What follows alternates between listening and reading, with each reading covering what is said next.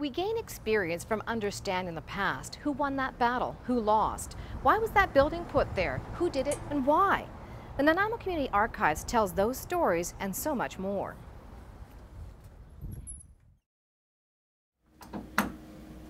People often think it's just because it's sort of fun to look at old photos or old maps, but really what we're trying to do is provide accurate evidence of past activities. So we collect records from the city, from community organizations, service clubs, individuals, families, everybody that makes up the community.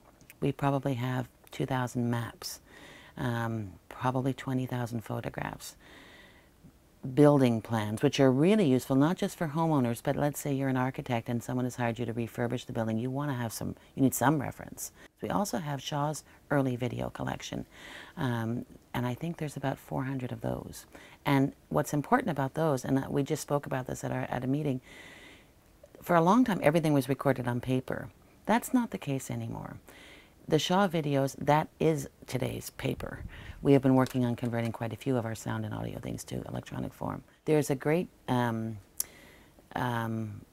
wonderful thing when you hear someone's voice. You know what they're emphasizing, you know what they find funny. You know, I guess that's really what history is all about.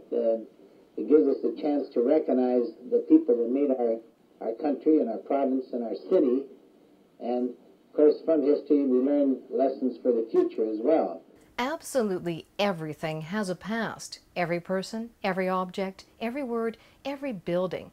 Municipal tax assessment rolls, newspaper clippings, photographs, all these records define Nanaimo.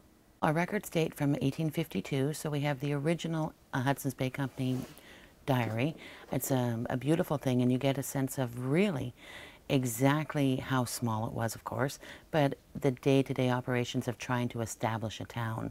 They record the weather, every ship that came in, every drunken fight, which is always fun for us to read. The clerk notes Christmas Day, Sunday, Mr. Bailey left for Victoria in a canoe on leave. George Cook also left for Victoria on leave.